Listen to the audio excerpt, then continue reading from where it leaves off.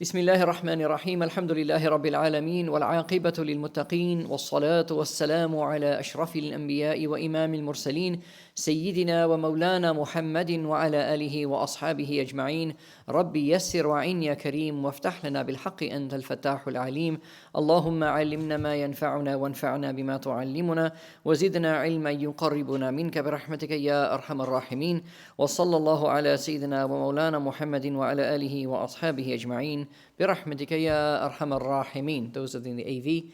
Just take a look at the WhatsApp group, please. Jazakallah khair. Alhamdulillah, today in our look through the Book of Assistance, we are not going to be looking through the Book of Assistance. Instead, we are going to be covering a very important subject, which is the performance of one's Qada al-Umr prayers, one's Umr Qaza. Okay? The prayers that one has missed over the course of one's lifetime. All right? And the importance of doing so. Imam al-Haddad does not have a chapter on performing Qada prayers, because Imam al-Haddad's work is written for murideen on the path of God. And he makes an assumption, right, a 12th Hijri century assumption, that people will not have great swaths of Qada or great swathes of Qada prayers to perform. Okay? So I thought today we would take a look at the importance of the Qada prayers, as well as a practical approach to starting to make them up. Okay, so Bismillah wa salatu wa salamu ala Rasulillah wa ala alihi wa ashabihi wa man wala. And the topic today is a very, very important topic. Okay, those of you who wish to make this journey to Allah, all right, you cannot fly if your wings are weighted down with lead.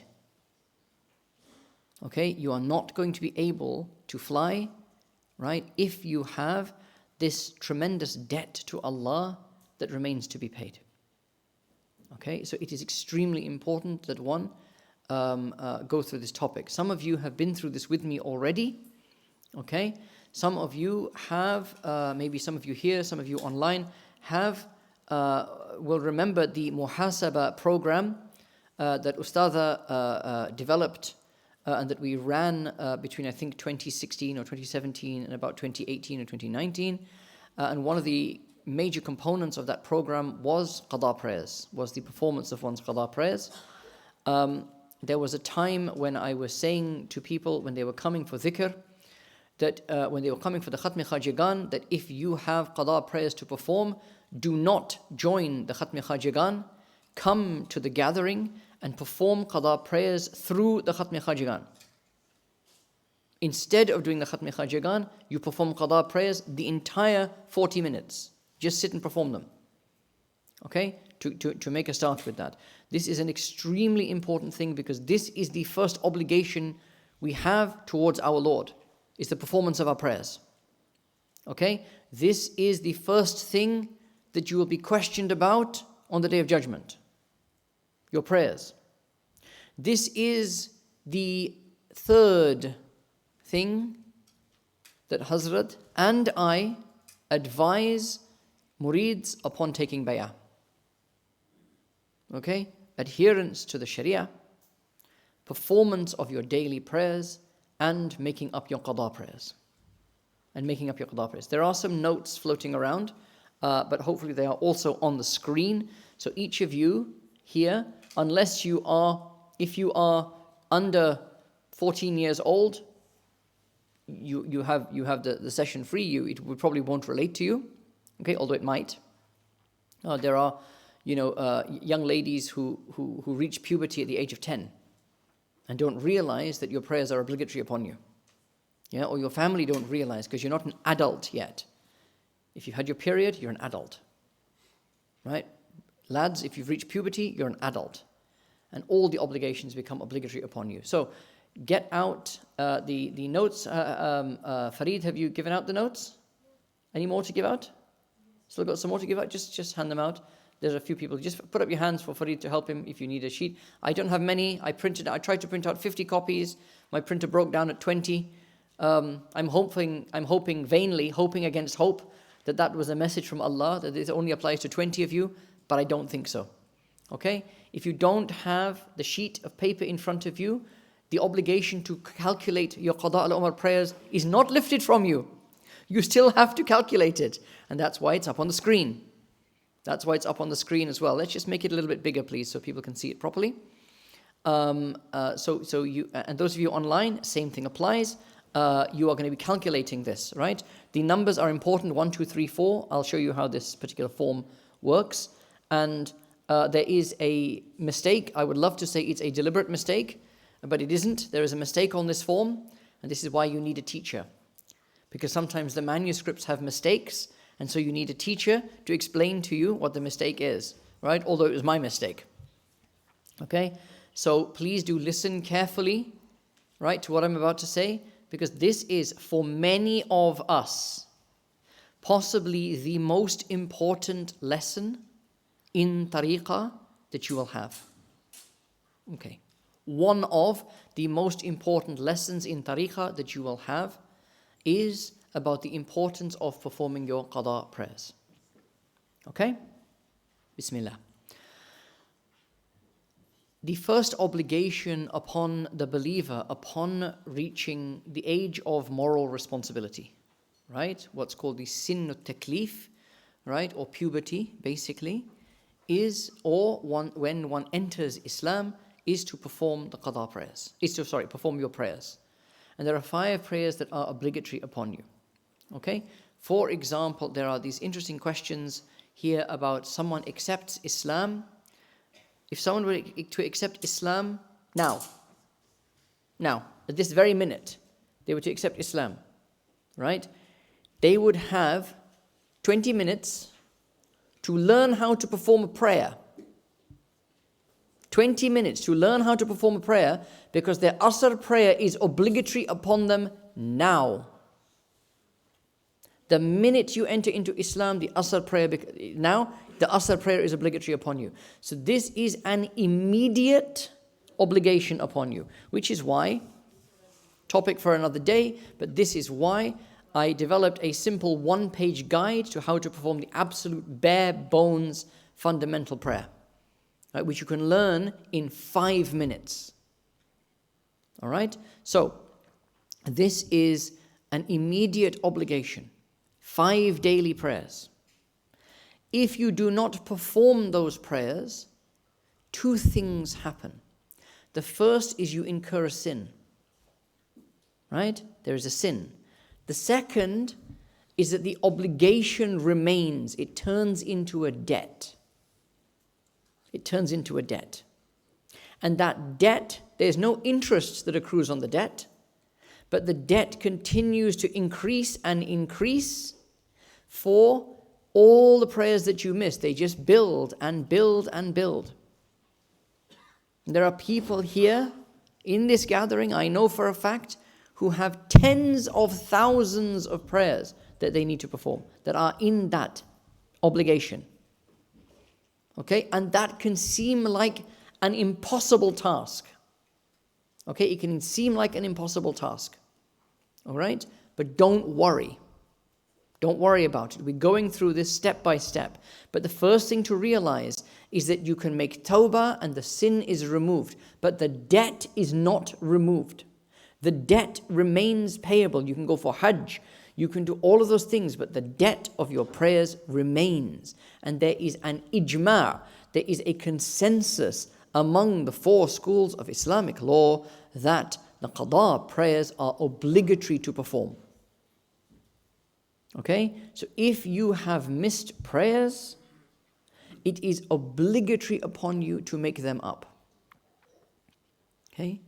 Does everyone understand that point, first and foremost? Online, you got any questions, you ask them as well. Does everybody understand that point first? Right? Qada prayers are obligatory to perform. Some of you may have heard that you don't have to. Qada prayers are not obligatory upon you. Right? There are some opinions in Salafi Islam that the qada prayers are not obligatory upon you. The reason that they say that, please understand, is their position that if you have deliberately missed prayers at any point, you have become a disbeliever. You have become kafir. And for all the time that you are deliberately missing your prayers, you are a kafir. You are a disbeliever. And when you start to perform your prayers, you re-enter Islam. That's why they say those prayers are those prayers are maaf on you. They are maaf on you because you weren't even a believer at that time. Okay? So, and had you died in that state of not performing prayers deliberately, you would have died as a disbeliever. That opinion, which seems to be very nice, hey, mashallah, I'm going to take that opinion because it means I don't have to do all these thousands of prayers. But what does it mean? It means that for all that time, you were a disbeliever. Now, Sunni Islam does not take the position that those who deliberately perform major sins have left Islam. In Sunni Islam, one of the critical aspects of Sunni Islam is that we do not say that those who commit sins are disbelievers. In some strains, not all, in some strains of Salafi Islam, that is the position that they take. I'm not going to go into theological details here. It is a remnant of what's called Khariji theology. I'm not going to go into that now. Okay? But there is an ijma in the four schools of fiqh that your prayers remain an obligation on you no matter if you missed them 20 years ago. You must make them up. And this is the reason that the advice that Hazrat would give and that I now also give is you perform your 5 daily prayers and then you do your qadas.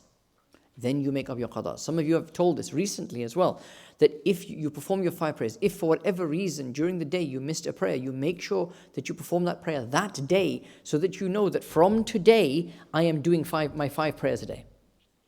At least, whether it's in time, not in time, but at least I know that from today I'm doing 5 prayers a day. Okay? What happens if you miss a prayer? 2 things. Number 1, you must make tawbah. You need to make tawbah. It is a sin that you have to actively repent for. Right? It is not, the missing of a prayer is not one of those sins that is automatically washed away between Jum'ah and Jum'ah, between Ramadan and Ramadan. It's not one of those ones. There are many, many sins that we perform that are washed away. Right? Between prayer time and prayer time, between Jum'ah and Jum'ah, between Ramadan and Ramadan. But the missing of prayers is not one of those sins. It is a major sin. It is a major sin, and you need to make tawbah. You can generally make a tawbah for the missing of your prayers. All right? All of them. You don't have to do for each one individually, thankfully. You can generally make tawbah for all of them, but you need to make tawbah. This is your primary obligation to God, the performance of your prayers. Not only that, it is your primary obligation to your own soul. By missing your prayers, you are depriving your body of food, your soul of its food and its water. You are engaging in an act of self-harm, and your soul is withering. It's withering like an anorexic person withers away, believing all that time that they look great. Right? Anorexia. What is anorexia? Anorexia is to be very, very thin, but to think that you are too fat. So you'll see somebody who is sticks and bones. They're like sticks and bones, but they will think that they are too fat. A lot of us in this circumstance do not realize the damage we are doing to ourselves by missing our prayers. We are too thin. We are withering away. But we think that we need to lose more weight. Okay? Do not become a spiritual anorexic by thinking, whatever. Okay? Depriving yourself of the shahada of Islam itself is to deprive yourself of oxygen. Depriving yourself of prayer is to deprive your soul of food. So it is not, why is it such a major sin? Why is it your first obligation to God? God does not need our worship. Everything in the universe is glorifying Allah. Everything in the universe is glorifying Allah. He does not need our worship. We need our worship. We are the ones in need, which is why Allah has made it obligatory. Allah makes prayer and the other obligations obligatory for exactly the same reason that when your child comes to you and says, "Can I have sweets?" after your food. But I don't want to eat the food, I just want to eat the sweets. No, you must eat the food. Only when you eat your food. No, but I don't want to eat, I'm not hungry. I don't want to go to sleep. All these things your children tell you, right? Why? Because your children don't know any better. They don't know the harm. If your children had the choice, they would subsist on on Fruit Loops and on Fruit Loops and Coca-Cola, right? If they had the option, but you know it's bad for them, right? You know it's bad for them, and Allah says this to us in the Quran: "Ala ya'lamu man khalaq." Do you think God does not know what He has created? وَهُوَ اللَّطِيفُ الْخَبِيرُ. Allah is saying, in other words, I know what you need. And I am making it obligatory upon you for your own sake. For your own sake. Someone asked me a question about someone who asked them a question about how come we're not allowed to sleep around. Young person, right? How come we're not allowed to sleep around? Everyone else does it and it's enjoyable. What's the problem with it? Why can't I have a girlfriend or whatever it happens to be? Someone asked this question recently. Young person, it came to me, how do I answer this question? The answer, put quite simply, is عسى أن تكرهوا شيئا وهو خير لكم وعسى أن تحبوا شيئا وهو شر لكم والله يعلم وأنتم لا تعلمون. It may be that you desire something, but it is bad for you. It may be that you detest something, but it is good for you. God knows and you don't. In brackets, so trust Him. Close brackets. Okay? We want things that are bad for us. We dislike things that are good for us, but we don't know ourselves. We don't know the harm we are doing to ourselves. For children, it's sweets and that type of stuff. For adults, it used to be back in the day smoking or drinking. Someone came to me once in my clinic and said, "You guys say that alcohol, I enjoy a drink. You guys say alcohol is harmful. What does it do to you? I know it's something about the liver or something, but what does it do to the body?" And I said to that person, "Do you want me to start from the top of your hair and go down to the bottom of your toes? Or do you want me to start from the bottom of your toes and go up to the top of your head?" He said, "Really?" I said, "It harms everything.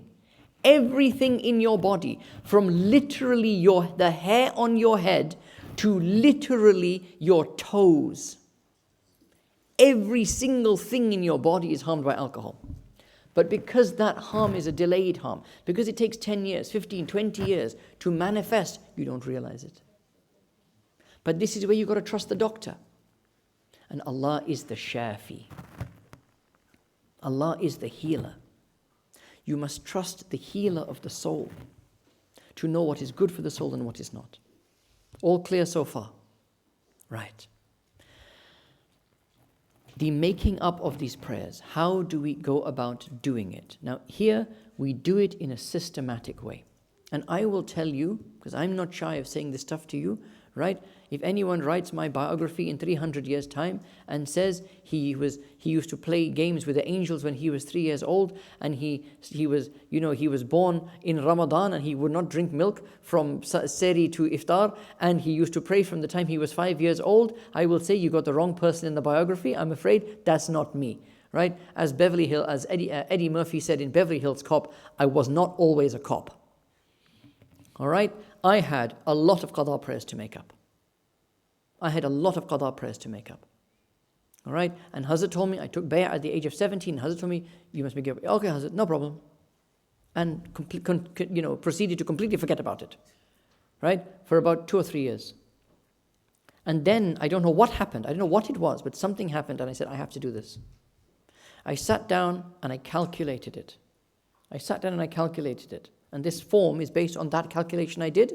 There weren't forms like this back in the day, right? Maybe there are now, but they weren't back in the day. I went back and calculated this when I was 19 years old or 20 years old or whatever it happened to be. I worked it out and I started to do them. And it was start-stop. Sometimes I would read 3 days worth of prayers a day. Sometimes for weeks would go by and I would do nothing at all. Right? But eventually, I completed my qada prayers. And there was a difference that did not manifest immediately. It wasn't the day I finished the qada prayers. Suddenly I woke up and I was a wali. Right? Suddenly I woke up and my musalla could float. Right? It was not like that. But over time you start to realize things are changing. Something is happening. Things that were hard, that used to be hard, are now easy. Right? Things that were difficult to understand are now immediately obvious to you. Things that you had a lot of resistance about following are now not so difficult to heed. A guidance and advice. It used to be hard to follow. Now it's not so hard. How come? And you look back and you think, debt is paid off. The debt is paid off. That's why. Okay? There are those of you, some of you people in this group that have done this. We went through it and they have finished their qada prayers. I remember we used to have back in the day in Darlaston Mosque, we used to have a party. When someone had completed their qada prayers, we would literally have a party for them. Okay? And we have no problem doing that again. All right?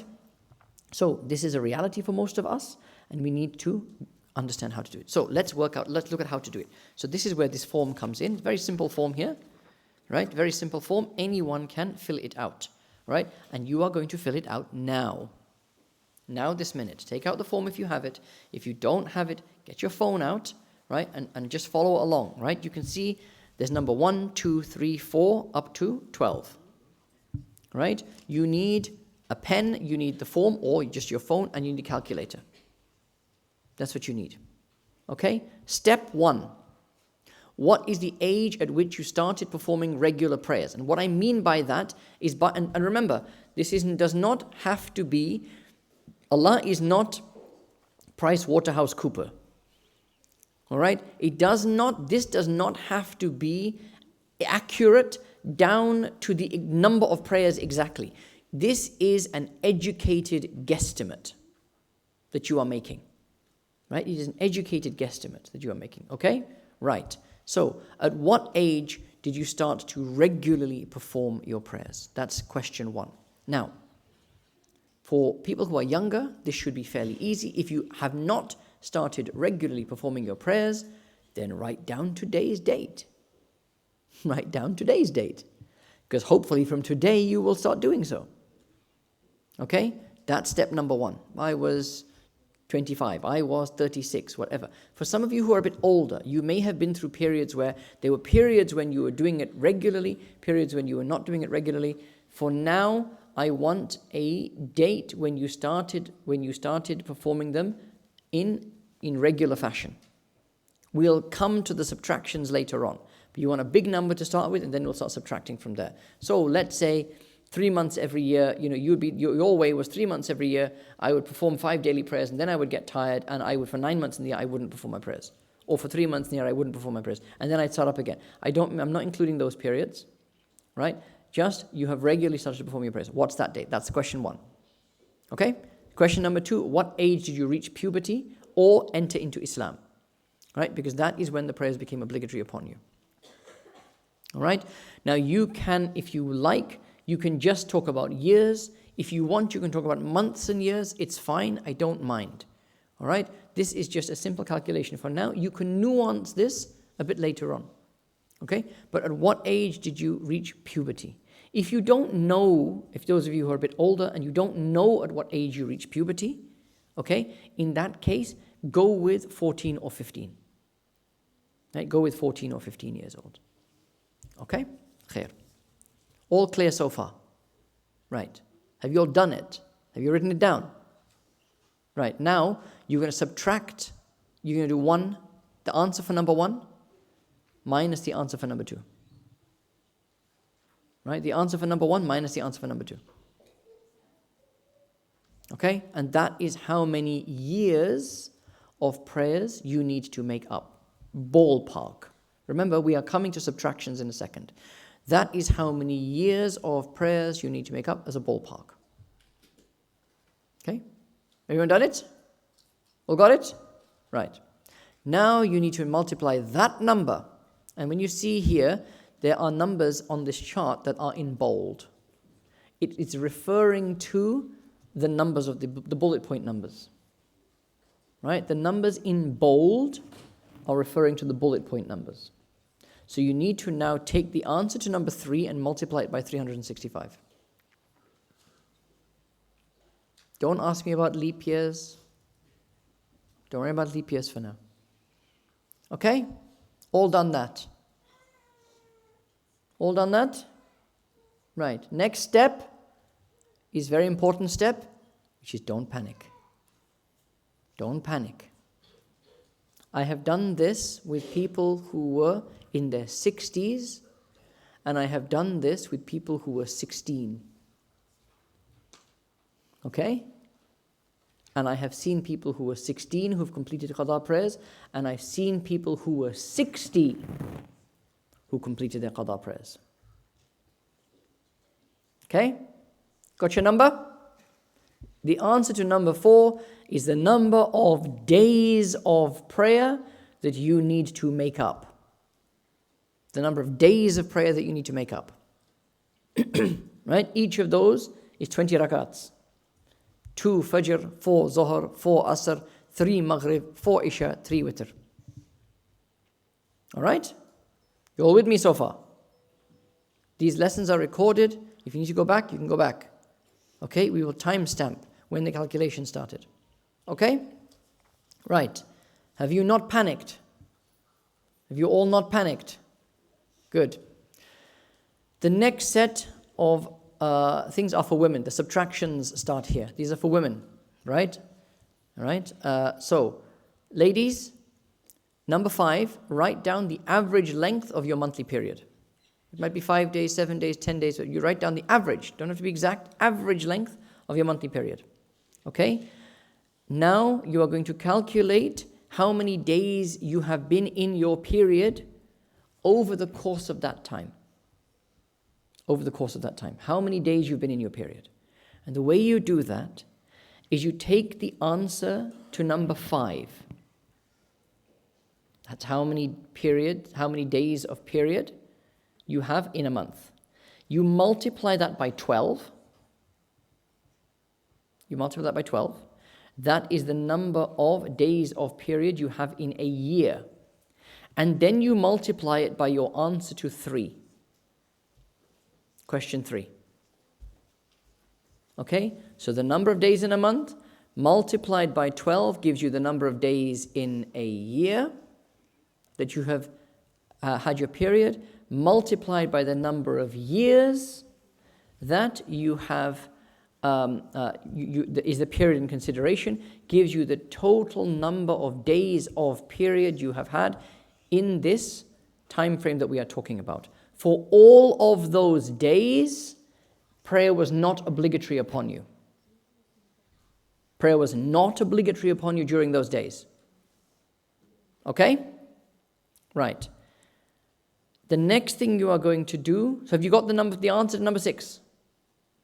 You ladies, have you got the answer to number 6? Okay. Number 7, how many pregnancies have you had? Right? Especially for the older ladies here, how many pregnancies have you had? Okay?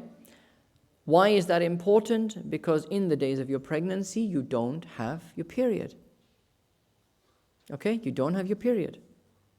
All right? So, you can't do the subtraction there. So how many days of period have you had? Now, how many pregnancies, I should say, have you had? Number 2, what you're going to do, the next thing, this is number 8, sorry. You're going to take the number of, we're going to calculate another figure here. What I want you to do is take the answer to number 5, which is how many days of period you have in a month. I want you to multiply that by 9. 9 months for a pregnancy. Okay? Then I want you to multiply that by the answer to number 7, which is how many periods you've had, how many pregnancies you've had.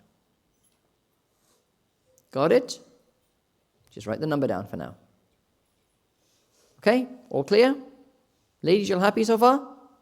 Yeah? Ladies enjoy calculating Qada prayers for this reason. is that they have this massive advantage over men. Okay? Right. Now, ladies, number 9. What you are going to do is work out the number of days of prayers that you have to make up. You're going to take the answer to number 4. Take the answer to number 4. You're going to subtract the answer to number 6. Then you are going to add the answer to number 8. Okay? Yes? Mm-hmm. And this is the mistake. This is the omission in the form, which Ustadha pointed out to me. What about Lokia? So, have you got the answer to number 9? Got the answer to number 9? What you are now going to do, ladies, is, and this is normally, an individual question, right? There's no averages needed here. How long was your post-pregnancy bleeding for each of your pregnancies? If you have one of these people that has 6 children, then okay, do an average. If you have 1 or 2 children, then you probably just know, the first pregnancy was 30 days, second pregnancy was 35 days, right? Just calculate right now, calculate the number of days of lokia, of post-pregnancy bleeding that you have had in your life. Okay? Ladies, you got it? Because it's not on the form. Ladies, you got it? Got that number? If you're thinking about it and you're not sure, take 30 days as an average. Take 30 days as an average. Right? And just multiply it by the number of pregnancies you've had. Right? Now that figure, it might be 90, it might be 60, what have you, right? I want you to add it. No, I don't. I want you to subtract it to the total of 9. Answer question 9. Okay, subtract it from the answer to 9. So let's say the answer, at number 9, your answer is 2,390. Right? And your total number of lokia days is 90. So you can do 2,390 minus 90 equals 2,300. Okay? And you can make that 9a. You can make that 9a. Okay. Gents, hello, wake up again. All right, we're back. Ladies, are you okay so far? You're okay so far? Are you lost? Where are you lost? Tell me where you are lost. All right, because you were trying to work it out in your head, right?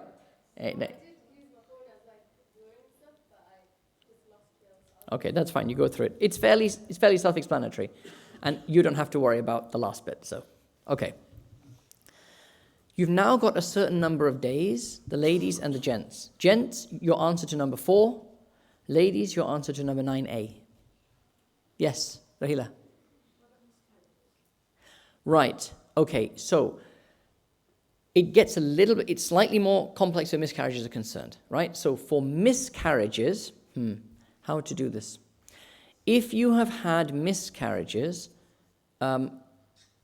just put a little asterisk there for now, okay? And we will come back to it. Why is that important? Because during the time you were pregnant, let's say you had a 2-month miscarriage. So a miscarriage after 2 months, okay? You were pregnant during that time, the prayer was obligatory upon you. Let's say you had an 8-month miscarriage. You were pregnant during that time, but the pregnancy was still, the prayer was still obligatory upon you. Why it's confusing is because of how the lokia, when is the bleeding after a miscarriage considered lokia? So for now, just put an asterisk next to it and we'll come back to it. Okay? Because that's a slightly more in-depth question. Okay, now, the next thing is other general modifications. Now the way you do this is if there are days that you know you performed your prayers in this period, so let's say from the age of 15 to the age of 30, you weren't performing your prayers or you're performing them intermittently or what have you. But from the age of 30, you started doing it regularly. Okay? So now, in this period, 15 to 30, were there periods that you know that you definitely performed your prayers? So for example, I didn't used to perform my prayers, but I know that during Ramadan, I would perform my prayers.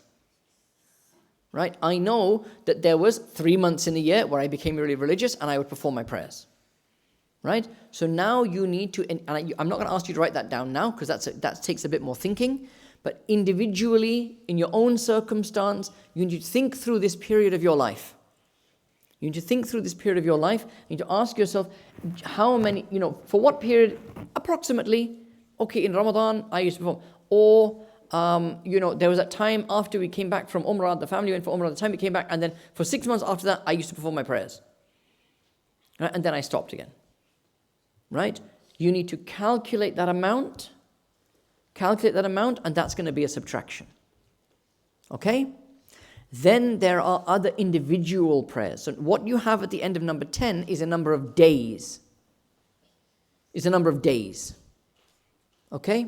So let's say your number is 5,000. Right? Because you've got 10 years of missed prayers. But you know that in that 10 years, every Ramadan, you performed your 5 daily prayers. Okay? So what does that mean? It means 10 years multiplied by 30 days each year gives you 300. You're going to subtract 300. Okay? If 6 months in a year, I'm going to approximate, sometimes I was practicing, sometimes I wasn't, but I'm going to approximate that for 6 months in a year, in that 10-year period, I would be performing my prayers. So you subtract that. This is where the subtraction comes in. Okay? Number 11 is about individual prayers. Well, the thing is, we always performed Maghrib. No matter what, we always did Maghrib. Okay, so you can zero, once you've got the days, you can zero out Maghrib. Okay, and so forth. So these are individual modifications that I leave to you guys to work out. Right? Don't be too hard on yourself. Don't be too lenient on yourself. It is a sincere guesstimate. Do you understand how 10 and 11 work? Any questions about that? Online, I'm not seeing any questions. Any questions? Yes? If you're not sure, can you just leave the modifications out for the sake of doing more is better than less? So, if you are not sure, this is a question that often comes up. Should I what's the phrase? Should I err on the side of caution? I think I used to perform prayers in Ramadan, but I can't really remember. I'll just leave it out. No. You do not need to err on the side of caution. Okay? You just be reasonable about it. You just be reasonable. Okay? And the reason this is important is that if you have what you're trying to get to here is a reasonable estimate of the number of prayers you need to perform. Okay? If you can stand up before Allah on the Day of Judgment and say, Ya Allah, I think it was about this number, I tried to make it up. Yeah? Perfect. Right? As I say, this is not PricewaterhouseCoopers. You do not have to be down to the penny correct. Right? It's an approximate. At the same time, don't be so lenient on yourself, right, that you yourself individually would not feel comfortable standing up before the Malikin Muqtadir, right, the absolute sovereign who is aware of the number of all things, all right, but who is also Ar-Rahman, right, who is also Ar-Rahman. You would not be confident standing before Allah and saying, Ya Allah, I did my best to work this out, taking into consideration your ease, the ease that you have built into the Sharia. Okay? في مقعد صدق عند مليك مقتدر الرحمن. This is where you want to be, in a station of truthfulness before the absolute sovereign who is also Ar-Rahman. Okay? Answer the question? Yes, no one. You're working here in days, so if you're talking about months, you need to convert the months into days. And that's just times 30. Don't worry about 30 days has September, April, June, and November, and all that stuff. Just 30 days. Khalas. Make life easy. What about number 11? Number 11, what you're going to do, if there are these periods, so I know Maghrib, we would pretty much always pray, right? My parents would always wake me up for Fajr, right? Or whatever, okay? Then, when you have the number of days, let's say your number of days is 2,500, right? You now say, that means I have 2,500 Fajrs, Zohrs, Asrs, Maghrib, Isha, Witr to perform. But I know that from the age of 12, when I reached puberty, to the age of 16, we would go for Quran classes or whatever it happens to be, and we always read Asr namaz. There, then you can subtract that number of Asrs from that. Make sense? Does this not make sense to anyone? Does it not make sense to anyone? This is not a difficult calculation. It's a step-by-step calculation. It takes a while to do it, but it's not a difficult calculation to perform. Okay? The reason we are doing this is to give you a target to aim for. Because I am telling you, this can be done. I used to know a gentleman, one of my lecturers at university, when I was at university, at medical school, and every day, he was an old man, he was in his 60s at that time, and he would perform one set of 1 day's worth of prayer in the morning. You come into med school, and you come into the Jamaat Khana at 9 a.m., you would see him there. He would just be finishing off his prayers before he went for his ward rounds. And then in the evening, you'd see him go into Jamaat Khana at 5 p.m., you'd see him there, and he would be doing 1 day. And he just said, look, I am just doing 1 day of Qada prayers, or 2 days of Qada prayers every day until the day I die. Until the day I die. And then I know I've covered it. And I remember being very impressed by this, and going to Hazrat and saying, Hazrat, mashallah, he says, he's wrong. It's nice, but he's wrong. Once you have fulfilled the obligation, you don't need to do it anymore. Spend a little bit of time and calculate it. Right? Spend a little bit of time, calculate it. It may not be as much as you think. Right? And then just start performing and start working towards it. Why that number is important. Right? It's not all of us are like that elderly gentleman, Professor Javeri. Not all of us are like that. Right? Who have that stamina to just keep on doing it until the day we die. Right? Most of us, if you've got a figure to aim for, right? Because what you're going to do now, once you've got that total number of days, number 12, you got that total number of days, now you're going to start performing them. Now you are going to start doing at least 1 day's worth of Qada prayers a day. Fajr, Zohr, Asr, Maghrib, Isha, Witr, 20 rakats. Okay? And you are not going to tick it off that number. You are not going to subtract it from that number. No. You note down each day the number of Qada prayers you have performed. Okay? At the end of the month, you total up the number of days you performed that month, and then you subtract it. Why? Psychology. If your number is 4,388, right? And tomorrow it's 4,387, 4,386, you're going to lose hope. Right? The change of units doesn't matter. You don't notice it.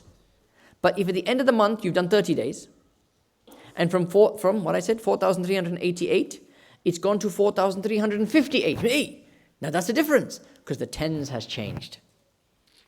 This is just psychology, I'm telling you, right? The tens has changed. I know this for a fact, because when I did it, I started taking off 1 day. I lost hope. In like a week, I lost hope. I will never be able to do this. Until I realized, no, don't do it like that. And then now I'm starting taking off. Big chunks are coming off now. And then you feel, hey, I want a bigger chunk. I want to see the hundreds move. So I'm going to do 3 days a day. 3 days of Qada prayers a day. And then at the end of the month, the hundreds shifts. Hey, now you think, wow, this is amazing. That's how you motivate yourself and encourage yourself. Okay? All clear? Today has just been the calculation. Today has just been the calculation. I want every single one of you to do this. I want every single one of you to do this, because I want every single one of you to come to Allah on the Day of Judgment without the debt of any prayers. Right? Without any debt, without that debt to God. All right? I want every single one of you to be able to fly, because the lead weight has been removed from your wings. Okay? And this is how you do it. You do it systematically. You do this calculation. There's no questions on. There are 34 families online, and not a single one of them has a question. La hawla wa la quwwata illa billah. So there is a question. What if you've been on and off with your prayers for a number of years? You cannot guess at all how much you prayed, how much you've missed. No, you guesstimate. I've been on and off for years, Shaykh. I have no idea. Guesstimate. Guesstimate. Were you praying more than not praying? Simple, right? There are 7 days in a week. Were you praying more than not praying? Yes, then take 4. Just assume I prayed 4 days a week. Were you not praying more than you were praying, but it's like this? Yeah? Then take 3. Then take 3. 3 days a week. Right? Were you praying occasionally? Not exactly now and then, but it wasn't very regular. Then take 2 days a week. Right? Were you praying quite a lot? Right? But there were days that you just kind of gave up on it. Then take 5 days. Do it like that. This is a guesstimate. If you have absolutely no idea, then probably you were praying half and half, and just take half exactly. Then just take half. As I said, this is a guesstimate. It doesn't have to be exact. All right? I think there's another question here. I was taught prayer and started praying at puberty. In between, I became too cool for prayer, as we all do. At some point, you're too cool to pray. And somewhere between 1 and 2 years max. Since then, I've prayed regularly. I've made up any missed prayers. How do I calculate it? Between 1 and 2 years, I was too cool for school. Take 1.5 years and use that as your calculation. Right? For the senior doctor colleague, it was easy to make up for missed days. How do you do that when you have toddlers to look after? When you are barely reading your daily prayer without screaming? What you do is this. All right? Firstly, find help. Right? So this is a question generally. I can't pray because my baby is too. No, your baby is not that bad. Right? It takes 1 minute to perform 2 rakats. 1 minute. Yes? Yes, you can. Yes, you can do it. And if you can do that, you can do your Qada Umar prayers as well. If you don't have 10 or 12 minutes in a day to do your 20 rakats daily, break it up into 2. 6 and 6. 10 rakats, Fajr, Zohar, Asr. 10 rakats, Maghrib, Isha, Witr. Right? And you break it up like that. Yes, question. Is there a shorter version of reading? Yes, there is a shorter version. There are where are the Shaykh? Where are the shortcuts? Where's the shortcuts? Okay, I haven't written that down for you. AV, note the time. Right? Dodgy doc dispensation coming up. Okay? This is why the fiqh of prayer is so important to learn. Right? Because you know what you must do and what you don't have to. Okay, number 1, you do not need to say Subhanaka Allahumma. You can say Allahu Akbar and go A'udhu billahi minash shaitanir rajim. Bismillahir Rahmanir Rahim. Alhamdulillahi Rabbil Alameen. You can start straight with the Fatiha. That's number 1. Number 2, obviously, short surahs. If you read Inna A'tayna and Kul Huwallahu Ahad for each one, no problem. That's fine. Right? Number 3 is in each ruku and sajda, you can read 1 tasbih, not 3. Subhana Rabbil Azim and Subhana Rabbil A'la. Now, if there are any of these shortcuts that you shouldn't take, it should be that one. Right? For fiqh reasons that I won't get into now, but you can. Okay? Next, dispensation number 4. Right? In the 3rd and 4th rakats of the fard prayer. So this is for Zohar, Asr, Maghrib, Isha. In the 3rd and 4th rakats, you do not need to read Surah Fatiha. You can say Subhanallah 3 times and go into ruku. Right? So At-Tahiyatu, Ashhadu an la ilaha illallah, Ashhadu anna Muhammadan abduhu wa rasuluh, Allahu Akbar, Subhanallah, Subhanallah, Subhanallah, Allahu Akbar. Subhana Rabbil Azim, Sami Allahu liman hamda Rabbana lakal hamd, Allahu Akbar. So instead of Surah Fatiha, you can read Subhanallah, just that, Subhanallah 3 times. This is from a narration from Sayyidina Ali. Okay? Number 4, Number 5, you do not need to read the whole Durood Ibrahimi. Right? Allahumma salli ala Muhammad wa ala ali Muhammad kama sallaita, and so forth. You can just say Allahumma salli ala Muhammad wa ali, and that's it. Right? At the end of the prayer, Allahumma salli ala Muhammad wa ali. That's it. Again, Allahumma salli ala Muhammad wa ali. Right? You do not need to make a dua. Then you can just say Assalamu alaikum wa rahmatullah, Assalamu alaikum wa rahmatullah. In other words, the final sitting of your prayer, At-tahiyatu lillahi ashhadu an la ilaha illallah wa ashhadu anna Muhammadan abduhu wa rasuluh, Allahumma salli ala Muhammadin wa ali, Assalamu alaikum wa rahmatullah, Assalamu alaikum wa rahmatullah. Prayer complete. Okay? I've lost track. Number six, right, is that in your, so obviously there's no sunnahs. You're just doing your fard and your witr. That's it. Number 6 is in the witr, you do not need to read the qunut. You do not need to read the dua qunut. You need to do a qunut. The qunut is the additional standing in the witr. So you finish right normally, right? Qul huwallahu ahad, Allahu samad, lam yalid wa lam yulad wa lam yakul lahu kufuwan ahad. Allahu akbar, hands up, back down again, right?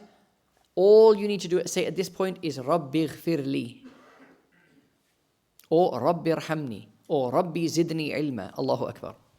That's it. The shortest dua you can find. You recite that and you go into ruku. You do not need to read the whole dua qunut. Okay? Ehsan, am I forgetting any shortcuts here? It's been a long time since I've done this. Yes?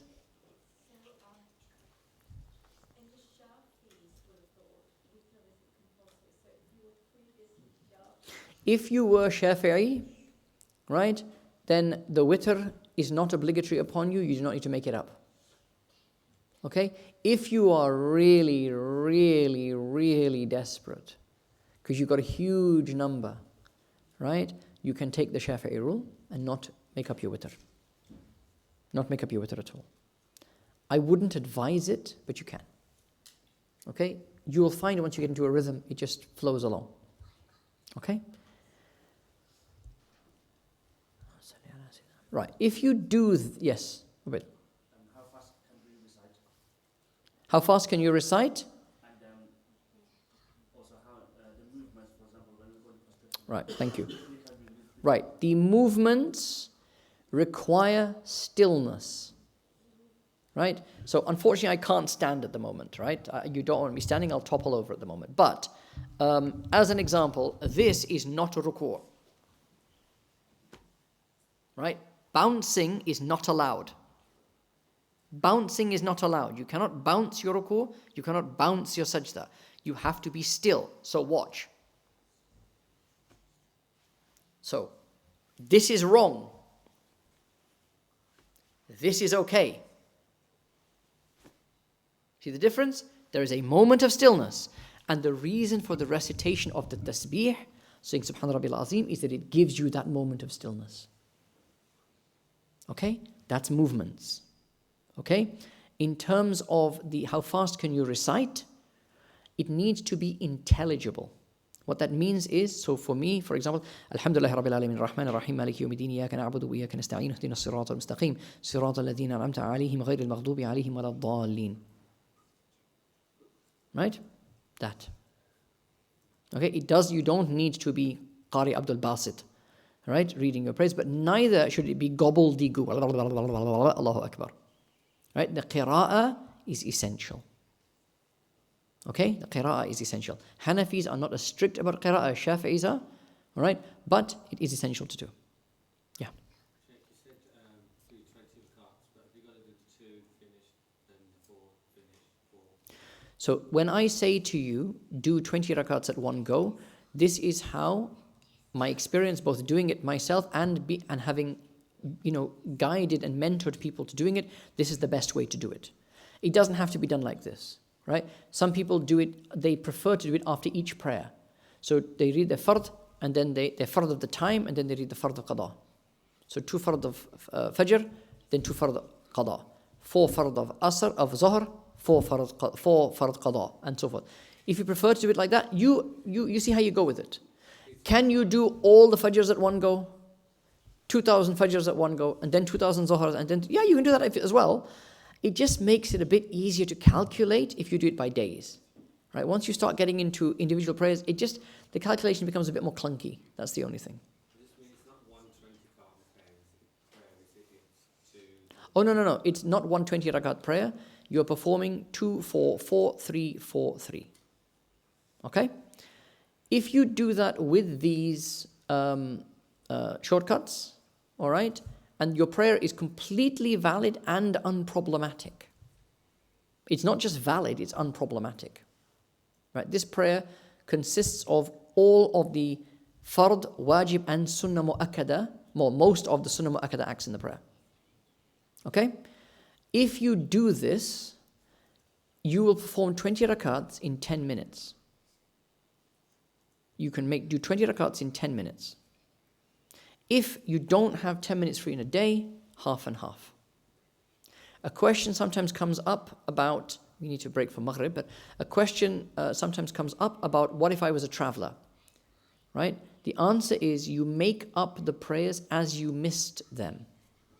If you were a traveler for a month and you went for Hajj, or you went for Umrah or whatever, right? And you were a traveler during that period, the prayers you need to make up during that period are the traveler's prayers.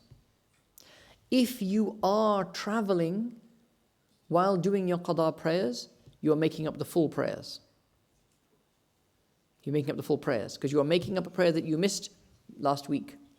You weren't a traveler last week. What was obligatory upon you? 4 rakats. You're a traveler this week, you're making up last week's prayer. What are you making up? A 4 rakat prayer. Okay? Allahumma salli ala Sayyidina Muhammad. Right, what about random prayers you may not have done qada for? This is why a guesstimate. Right? Allah will make you maaf. Inshallah, Allah will make you maaf. You missed one fajr, so I'm going to chuck you into hell. No, come on, ya Allah doesn't work like that. Right? As long as you have that sincerity about the making up of your prayers, right? And you are working towards it, alhamdulillah, that's the main thing. All right? If you are currently unwell and you are reading prayers sitting down instead of standing, if you are, like I am at the moment, I'm sitting down and praying, okay, how would I make up missed prayers? The way I can, which is to sit and pray them. Right? That's how I'd make them up. Okay? Understand? Right? We'll go through this again because time is going. If there are these questions, we can have another session on this. But that's what that is. If you weren't aware that witr had to be made up and you've only done the Isha qada, when you did it, you only did the fard. What happens now? Well, as I say, you can take the Shafi'i position on that, but otherwise you can just make up all those witrs. Okay, a few more questions from here. What happens? Really good question. Can you just do 1 rakat for witr? There's a question. Now, in the Shafi'i school, witr is 1 rakat. Okay? Can you just do 1 rakat for witr? If you are going to take the Shafi'i position, witr is not obligatory to make up at all. Right? Witr is just not obligatory to make up. Okay? So don't even worry about it. Okay? In the Hanafi school, there is no 1 rakat prayer. Right? So if you're making up your witr, you are being a Hanafi. If you're being a Hanafi, it's 3 rakats. Okay? What happens? I was waiting for this question. What happens if a person dies before finishing their qada prayers? Right. Well, because you have so firstly, the act of doing your qada prayers is an act of tawbah in and of itself. This is your tawbah that you are making it up. If you are in the process of doing this tawbah, right, it is hoped, with the near certainty that your Lord will make you maaf of the sin of the prayers you have missed, that you haven't managed to catch up. Okay? In terms of the debt itself, the debt is actually paid as part of your inheritance. It's paid as part of your inheritance. That's a question for another day. You can bring it up on another day. In the 3rd and 4th rakat, after at-tahiyyat, can you read any durood? Yes. Right, and someone has mentioned the hadith about do not pray like chickens eating their food. That's the don't bounce thing. Don't bounce in ruku and sajda. Right, akhdar. And then akhdar, then wasl, yes. What about niyyah? Your niyyah is, oh Allah, I am making.